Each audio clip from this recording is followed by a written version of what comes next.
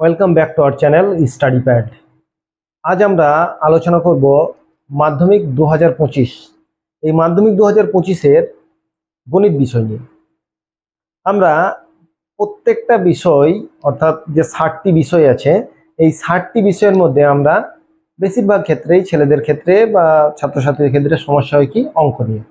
অঙ্কে কিভাবে পাস করব, অঙ্ক কোনগুলি পড়ব, কিভাবে করব, এবং সমস্যা হচ্ছে যে অঙ্ক আমরা করেই যাই, সেটা স্কুল হোক, গৃহশিক্ষকের কাছেই হোক বা যে কোনো জায়গাতেই হোক, আমরা কিন্তু অভ্যাস করি না। এর ফলে আমরা আজ যেটা করি 3 মাস পর দেখতে গিয়ে কিছুই মনে থাকে না। তাই কোন কোন বিষয় আমাদের আছে, তার নাম্বার বিভাজন কি, প্রত্যেকটার কিন্তু মাধ্যমিক 2024 অর্থাৎ আগের বর্ষে আলোচনা করেছি। এই ক্লাসটা দীর্ঘায়িত না করে যদি প্রয়োজন হয় নাম্বার বিভাজন, অবশ্যই 2024 মাধ্যমিকের যে নাম্বার বিভাজনটা আছে সেম নাম্বার বিভাজন এবছরও আছে। তাই নাম্বার বিভাজন নিয়ে আলোচনা, কিছু গুরুত্বপূর্ণ অঙ্কের কোন কোন বিষয়গুলি বা কোন টপিকগুলি তোমরা ভালো করে দেখবে, আর সেগুলি দেখলেই তোমাদের অঙ্কের ক্ষেত্রে ভালো একটা নাম্বার পেতে পারো। আমরা যদি দেখি যে আমাদের টেস্ট পরীক্ষা নভেম্বর মাসে, মানে আর খুব বেশি হলে 70 থেকে 75 দিন আছে। এই দিনগুলির মধ্যে আমার স্কুল আছে, টিউশন আছে, তার মধ্যে থেকে আমাকে অঙ্ক প্র্যাকটিস করতে হবে এবং অঙ্কে ভালো নাম্বার পেতে হবে। অনেকেই দেখতে গেলে এখন অঙ্ক দেখবে যে যদি দেখো যে 7 মাসে কি পড়াশোনা করেছো বা 8 মাসে কি পড়াশোনা করেছো, যদি খাতাগুলো খুলে দেখবে প্রথমে জানুয়ারি মাসে যে অঙ্কটা করেছিলে একচল বিশিষ্ট দ্বিঘাত সমীকরণ, সেটা কিন্তু ভুলে গেছো। তাই বা সরল সুদ যদি করেছিলে, চক্রবৃদ্ধি সুদ বা প্রথমে আয়তঘন যে অঙ্কগুলি করেছিলে, সেগুলি এখন আর মনে হয় মনে নেই। তাহলে কি করবে, কিভাবে সেগুলি আবার রিভিশন করবে? তাহলে তোমাদের প্রথমত অঙ্কের কি কি বিষয় আছে সেটা আমাদের জানতে হবে। অঙ্ক একটা বিষয়, এর মধ্যে 6টি টপিক আছে। 6টি কি কি আছে? পাটিগণিত, বীজগণিত, ত্রিকোণমিতি, পরিমিতি, জ্যামিতি এবং রাশিবিজ্ঞান। এবং এই 6টির নাম্বার বিভাজনও খুব সুন্দরভাবে করা আছে। কোথায় থেকে কতগুলি কোশ্চেন আসে সেগুলি আমরা হয়তো আগেই দেখেছি, যদি না দেখেছি অবশ্যই সেটাকে আগে ফলো করি, কোন অধ্যায় থেকে কোন অধ্যায় থেকে কি অঙ্কগুলো আসে। শর্ট কোশ্চেন কোথায় থেকে আসে, এমসিকিউ আসে, ট্রু ফলস আসে এবং শূন্যস্থান পূরণ, ফিল ইন দ্য ব্ল্যাঙ্কস। এই 3 জায়গা হচ্ছে শর্ট কোশ্চেন। এবং 2 নম্বরের আছে, অর্থাৎ এসে, ভিএসএ এবং এসে। এখানেই 20 আর দেখবে 16 নম্বরের এমসিকিউ, শূন্যস্থান আর সত্য মিথ্যা নিয়ে এখানে হচ্ছে তোমার 16 নম্বর, মানে 36 নম্বর শর্ট। তাহলে এই 36 নম্বর, তার সঙ্গে আরো 54 নম্বর নিয়ে হয় 90 নম্বর। এই 36 নম্বরের অঙ্কের ক্ষেত্রে দেখবে এই 54 ক্ষেত্রে তোমার অনেক কিছু কিন্তু করার মধ্যেই পড়ছে, কিন্তু 36 নাম্বারটা অনেক সময় অসুবিধা কি হয়, আমরা অঙ্ক বইগুলি শুধুমাত্র কোষে দেখি, অধ্যায়গুলি করে দিই, ফুটিয়ে দেখি না। এর ফলে আমাদের অসুবিধা কি হয়, বই থেকেও একটি শর্ট পড়েছে, বই থেকেই পড়েছে, কোনো একটা প্রয়োগ আছে কিংবা বইয়ের প্রথমেই কোনো একটা লাইন আছে, ঠিক আছে, বললে আয়তঘনকের ধারের সংখ্যা, আয়তঘনকের ধারের সংখ্যা বা ঘনকের ধারের সংখ্যা 12টি, দেখবে বইয়ের প্রথমেই আলোচনা করা আছে। আমরা কি করি, আয়তঘনের ফর্মুলা করি, আয়তনের ফর্মুলা, সমগ্রতলের ফর্মুলা, কর্ণের দৈর্ঘ্য ফর্মুলা মুখস্থ করে নিলাম, অঙ্ক করতে লাগলাম। আমরা বিস্তারিত পড়ি না, অধ্যায় ভিত্তিক পড়ি না, টপিক ভিত্তিক পড়ি না। তার জন্য আমাদের কি হয়, আমাদের সমস্যা হয় যে আমাদের জানা কোশ্চেন পড়লেও আমরা প্রশ্নটা বুঝতে পারি না। তাহলে প্রথমত হচ্ছে সিলেবাসটাকে জানা, নাম্বার বিভাজন জানা, আর কোশ্চেনটাকে বুঝতে হবে। আমরা কোশ্চেনটাই বুঝতে পারি না, উত্তর কি করে দেবো, এটা হচ্ছে সমস্যা। জ্যামিতির পার্টটা অনেক বড়, অনেক নাম্বার আছে, 22 নাম্বার আছে দেখবে, অর্থাৎ 90-এর মধ্যে 22 মানে 25% কিন্তু জ্যামিতি থেকেই আছে। তাই জ্যামিতিতে ভালো করে করতে হয়। যারা ভালো করে পড়াশোনা করো, অবশ্যই ভালো করে অঙ্কে নাম্বার পেতে চাও, অবশ্যই জ্যামিতির পার্টটা কিন্তু ভালো করে করো। প্রথমেই আসি, যদি পাটিগণিত থেকে শুরু করি, পাটিগণিতে একটা বড় কোশ্চেন করতে হয় 5 নম্বর, এই 54-এর মধ্যে, তাই না? অধ্যায় আছে 3টি, এই 3টি অধ্যায় থেকে সরল সুদ, চক্রবৃদ্ধি সুদ বা সমারবৃদ্ধি আর অংশীদারি কারবার, অংশীদারি কারবার থেকে একটা পড়ে, আর এই 3টের মধ্যে একটা পড়ে। এবার তোমরা বলবে যে 2024-এর মাধ্যমিকের কোশ্চেন দেখে নেবো, সেগুলো বাদ দিয়ে দেবো। আমি বলি এটা কিন্তু ভুলেও করবে না। কোনো সালের কোশ্চেন থেকে সেই সালটা বাদ দিয়ে দিলাম, এগুলো পড়বে না। মাধ্যমিকের ক্ষেত্রে রিপিট হয়েছে, রিপিট হতেও পারে বা রিপিট হবে, অতএব যে এটা বাদ দিয়ে পড়বো ওটা বাদ দিয়ে পড়বো এই আশা বা এই চিন্তা ভাবনা বাদ দাও।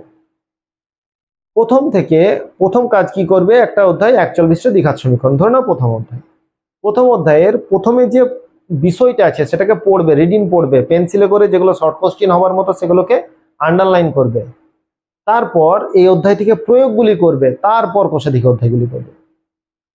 তোমাদের যদি এই অধ্যায়গুলি প্রয়োগ বা কোষাধিক অধ্যায়গুলি সব সমস্যার সমাধান না হয়েছে তাহলে অবশ্যই প্লেলিস্টের লিঙ্ক দেখবে, প্রত্যেকটা অধ্যায়ের আলাদা করে প্লেলিস্টের লিঙ্ক দেওয়া আছে। জ্যামিতির একটা প্লেলিস্টের লিঙ্কই করা আছে, রাশিবিজ্ঞানের একটা করা আছে এবং ত্রিকোণমিতির একটাই করা আছে, পরিমিতির আলাদা আলাদা করা আছে। তাহলে প্রত্যেকটা বিষয়, এবার রাশিবিজ্ঞান এখনো শেষ হয়নি বা জ্যামিতি এখনো শেষ করতে হয়তো পারিনি পুরোটাই, এগুলো থেকে তোমরা অবশ্যই দেখো এবং দেখে বোঝার চেষ্টা করো যে কোনগুলি আমাদের করতে হবে, কোন কোন জায়গাগুলি আমাদের ভালো করে দেখতে হবে। প্রত্যেকটির কিন্তু আমরা প্রত্যেকটা ক্লাসে আলোচনা করেছি। শুধু কোষে দেখি অধ্যায়গুলি করে নিলাম মানে মাধ্যমিকে সব আমি পেয়ে গেলাম এরকম কোনো বিষয় না, আমাদেরকে পড়তে হয় একটু ডিটেলসে। আমরা মাধ্যমিকের ছাত্রছাত্রী, আর আমরা 1 2 3 4 8 6 এরকম কিছু পড়ছি না, আমরা একটা বোর্ডের এক্সাম দেবো, জীবনের প্রথম বোর্ডের এক্সাম, তাই একটু ক্যালকুলেটিভ ভাবে আমাদেরকে পড়তেই হবে। আমরা মনে করি যে যেমন পড়ছিলাম গতানুগতিক পড়বো, অঙ্ক করছিলাম করব। আর এই অঙ্কের ক্ষেত্রে যে সমস্যাটি হয় যে আমরা অঙ্কগুলি করি, খাতায় সবই থাকে কিন্তু আমরা রিভিশন করি না। টিউশনিতে করলাম, হয়তো করেই যাচ্ছি, প্রথম মাসে 41টা দ্বিঘাত সমীকরণ করেছিলাম, এখন করছি রাশিবিজ্ঞান, তাহলে আগেকার অঙ্কগুলি কিভাবে মনে রাখবো? আচ্ছা, তোমাদের বাড়িতে কিন্তু প্রত্যেক দিন 45 মিনিট থেকে 60 মিনিট সময় দিতে হবে অঙ্কের পিছনে। এই 45 মিনিট থেকে প্রত্যেক দিন এটা সময় দিতে হবে। অঙ্কে ভালো রেজাল্ট করতে চাইলে এটা করতে হবে। সে টিউশনির বাইরে বলছি, কিন্তু টিউশন তুমি বলে একদিনের 2.5 ঘন্টা টিউশনি করে নিয়েছি মানে 3 দিন আর অঙ্ক দেখার প্রয়োজন নেই, এরকম নয় কিন্তু। ঠিক আছে, তাহলে এবার আমরা কি করব? প্রথমত নাম্বার বিভাজন দেখে নিলাম। নাম্বার বিভাজন দেখার পর আমরা একটা বিষয় নিয়ে, ধরে নাও পাটিগণিত, আমরা পাটিগণিত নিয়ে বসবো। পাটিগণিত যখন আমরা সরল সুদ নিয়ে বসছি, প্রথমত হচ্ছে এখানে কি কি বিষয় আছে। সরল সুদে দেখো, যে টাকা ধার নেয়, যে টাকা ধার দেয়, উত্তমর্ণ অধমর্ণ, এই দুটি শব্দ।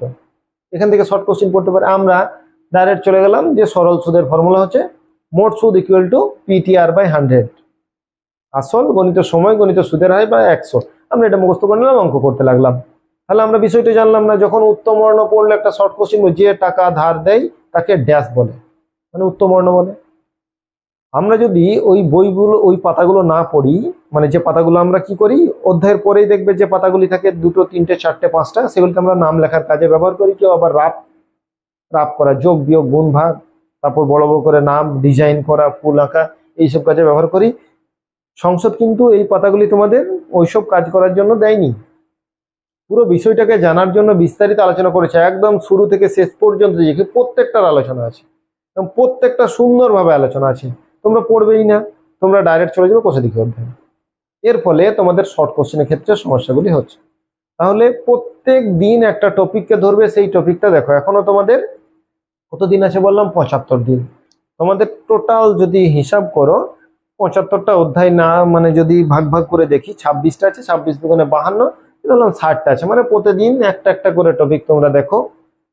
আমরা বলছি বা আমরা কথা দিচ্ছি যে তোমাদের যে টপিকটাই অসুবিধা হবে সেই টপিকটা নিয়ে কমেন্ট করবে, অবশ্যই আমরা সেই টপিকটা নিয়ে তোমাদের ডিমান্ডের বেসিসে আমরা ক্লাস করাবো। যে আজকে ধরে নাও তুমি সরল সুদ তোমাদের প্রয়োজন, হয়তো দেখা গেল এবার বলবে যে একদিনেই 4 জন কমেন্ট করে যে একজন সরল সুদ, একজন চক্রবৃদ্ধি সুদ, দেখবো তার মধ্যে চাহিদা কোনটার বেশি আছে। ধরো 4 জন হয়তো সরল সুদ হলো, তারপরে হয়তো যে পরে কমেন্ট করেছে চক্রবৃদ্ধি সুদটা বাদ যাবে না, হয়তো পরে আবার আলোচনা করব। আর প্লেলিস্টের লিঙ্ক তোমরা তো দেওয়াই আছে, সব অধ্যায়গুলির সমস্যার সমাধান আমরা আগেই করেছি, তাই সেই অধ্যায়গুলি তোমরা সেখান থেকে দেখতে পারো। যদি মনে হয় না আবার আমাদের ক্লাস করার প্রয়োজন আছে, তোমরা দেখবে হোয়াটসঅ্যাপের যে চ্যানেলটা, সেই গ্রুপের লিঙ্কও তোমাদের দেওয়া আছে, টেলিগ্রামের লিঙ্ক দেওয়া আছে, ফেসবুকের পেজেরও লিঙ্ক দেওয়া আছে। যে কোনো জায়গাতে আমাদের সঙ্গে তোমরা কন্ট্যাক্ট করতে পারো। অবশ্যই প্রত্যেকটা মুহূর্তে আমরা তোমাদের পাশে আছি। মাধ্যমিক 2025-এ অঙ্কে যদি তোমরা ভালো নম্বর পেতে চাও, অবশ্যই আজ থেকে তোমরা একটা ছক করে নাও, যে তোমাদের একটা ছক করবে, যে এখানে ছক করবে কোন কোনগুলো পড়া হয়েছে, যেগুলো হয়ে গেছে ডান, আর একটা হচ্ছে নট ডান। কোনগুলো পড়া হয়েছে আর কোনগুলো হয়নি। নিয়ে এখানে ধরলাম কেডি কষে দেখি, আমার হয়ে গেছে 1.112, 1.4 হয়ে গেছে এখানে, তাহলে আমার 1.1টা হয়নি, এখানে 1.1টা লিখলাম। ঠিক আছে, তারপর ধর নাও আমার কেডি হয়ে গেছে 26.1 হয়ে গেছে, 26.2 হয়ে গেছে, আমার 26.4টা হয়নি। নিয়ে একটা এই যে চার্ট তৈরি করো, যে ডিউ চার্ট আমার কি কি আছে, তার মধ্যে এগুলো যেগুলো হয়েছে সেগুলো রিভাইজ করে দেখবে কোনগুলো তোমার মনে আছে। এখানে ডান হয়েছে, ডান বাট নট স্যাটিসফাইড, ঠিক আছে, নট স্যাটিসফাইড, এটাও একটা লিস্ট করলে যে এইগুলোর মধ্যে যেগুলো হয়। নিয়ে একটা ক্যালকুলেটিভ ওয়েতে, অর্থাৎ একটা সুন্দরভাবে তোমরা একটা লিস্ট তৈরি করো যে কোনগুলো পড়া হয়েছে কোনগুলো পড়া হয়নি এবং কোনগুলো পড়তে হবে। এবার বলবে যে সবগুলো কি পড়তে হবে? ভালো নম্বর যদি পেতে চাও, যদি মনে করো যে না আমি ভালো নম্বর পাবো, তাহলে কিন্তু এইগুলো বাদ ওইগুলো বাদ, এইগুলো আমার পড়ার প্রয়োজন নেই বা এইগুলো পড়ার সময় নেই, এইসব কিন্তু কোনো বাহানা চলবে না। অঙ্কে 100তে 100 পেতে চাও, তাহলে 3 নম্বরের প্রয়োগটা করতে হবে। 3 নম্বরের প্রয়োগের জন্য অনেকগুলি অধ্যায় কিন্তু তোমাদের করতে হবে, আর অনেকগুলি অধ্যায় যখন করবে দেখবে জ্যামিতির 1 নম্বর এবং 2 নম্বরের শর্ট কোশ্চেন প্রত্যেকটাই পেরে যাচ্ছ। এরকম ক্ষেত্রে 2024-এর মাধ্যমিকের ক্ষেত্রে আমার ছাত্রছাত্রীদের ক্ষেত্রে অফলাইন যে ছাত্রছাত্রীরা ছিল তাদের ক্ষেত্রেও কিন্তু এই সুবিধাটা বা অ্যাডভান্টেজ তারা পেয়েছেন, যে যখন তারা প্রয়োগগুলি করতে গেল 10 থেকে 12টা প্রয়োগ, হয়তো শেষের দিকে আমরা টেস্টের পর বলে দেবো কোন প্রয়োগগুলো তোমরা করবে, তখন সেই প্রয়োগগুলি তখন বলেছিলাম, তার আগে কিন্তু কোনো বলিনি যে কোনগুলো করবে কোনগুলো করবে না। তখন কি করেছিল, তারা সব প্রয়োগগুলি করতে গিয়ে দেখা গেল যে শর্ট কোশ্চেন 1, 2 সবগুলোই তাদের কমন পড়ে গেল। বা এই যে বললাম যে বিষয়গুলি পড়তে পড়তে তাদের শর্ট কোশ্চেন 1 নম্বর 2 নম্বর সব কোশ্চেন কমন পড়ে গেল। তাহলে কি হবে, তোমাদের অঙ্কের ক্ষেত্রে অনেকটা বিষয় ভিত্তিক যদি পড়ো, অর্থাৎ বুঝে বুঝে প্রথমে কি বিষয়, নাম্বার বিভাজন কত, এখান থেকে কি পড়তে পারে। যেমন ধরে নাও তুমি জানলে না তোমাদের করণী আর ভেদ, করণী আর ভেদ মানে দ্বিঘাত করণী আর ভেদ, এই দুটোর মধ্যে তোমাদের একটা করতে হবে দুটো জায়গা থেকে অবলিক দিয়ে, বীজগণিতের ক্ষেত্রে বলছি। ঠিক আছে, বীজগণিতের ক্ষেত্রে এই দুটোর মধ্যে একটা করতে হবে। আর তোমাদের যেটা করতে হবে সেটা হচ্ছে অনুপাত সমানুপাত, অ্যাকচুয়াল বিশিষ্ট দ্বিঘাত সমীকরণ, 3টে করতে হবে 3 নম্বরের। তাহলে এই করণী আর ভেদ দুটোর মধ্যে একটা করতে হবে। তাহলে তুমি তো সিলেবাসটাই জানলে না, নাম্বার বিভাজন জানলে, তাহলে কি করবে তুমি? সব পড়বে, সব পড়ে চলে যাবে। তোমার যেমন রাশিবিজ্ঞানের ক্ষেত্রে গড় আছে, মধ্যমা আছে, সংখ্যাগুরুমান আছে, অজাইব আছে, তুমি অজাইবটা 3টে পড়বে 4 নম্বরে, তুমি অজাইবটা ছাড়াও বাকিগুলোকে প্র্যাকটিস করলে তুমি পেরে। যারা পড়াশুনো কম করেছে তাদের জন্য বলছি, যাদের পড়া হয়ে গেছে তারা তো সব এর 100 নম্বর পাওয়ার জন্য তাদের কোনো রকমের কোনো সাজেশনের প্রয়োজন নেই, তাদের সাজেশনই তো নেই, তারা সব পড়বে এবং দরকার হলে একটি বই হয়ে গেলে আবার অন্য একটি রেফারেন্স বই তারা প্র্যাকটিস করবে। ঠিক আছে, যারা মনে হচ্ছে যে এখন এইগুলি পড়া হয়নি, তোমাদের কোনগুলি পড়া হয়নি, কোনগুলি বুঝতে পারোনি, বারবার বলছি আমাদেরকে তোমরা জানাবে, আমরা টপিক ভিত্তিক তোমাদের অবশ্যই আলোচনা করব। আর অঙ্কের ক্ষেত্রে যা সমস্যা আছে তোমরা অবশ্যই বলবে, সব বিষয় সেই সব অঙ্ক বিষয়গুলি নিয়ে আমরা অবশ্যই আলোচনা করবো। আর মাধ্যমিকের পূর্বে আমরা চেষ্টা করবো যে প্রত্যেকটা বিষয়ের শিক্ষকদের নিয়ে তাদের মতামত এবং কোন কোন বিষয়গুলি তোমরা পড়াশোনা করবে সেগুলি নিয়ে আলোচনা করব। আজ এই পর্যন্তই। আমাদের ক্লাসে নতুন হলে অবশ্যই চ্যানেলটিকে সাবস্ক্রাইব করো এবং বন্ধুদের মধ্যে শেয়ার করো যাতে তারাও উপকৃত হয়।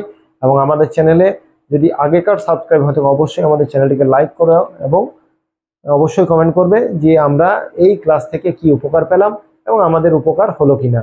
যদি হয়ে থাকে অবশ্যই আমাদেরকে জানাবে। আজ এই পর্যন্তই, পরবর্তী ক্লাস নিয়ে আমরা খুব শীঘ্র হাজির হব। ততক্ষণ পর্যন্ত সকলকেই ধন্যবাদ। সবার দিন শুভ হোক, ভালো থাকো, সুস্থ থাকো এবং ভালো করে পড়াশোনা করো।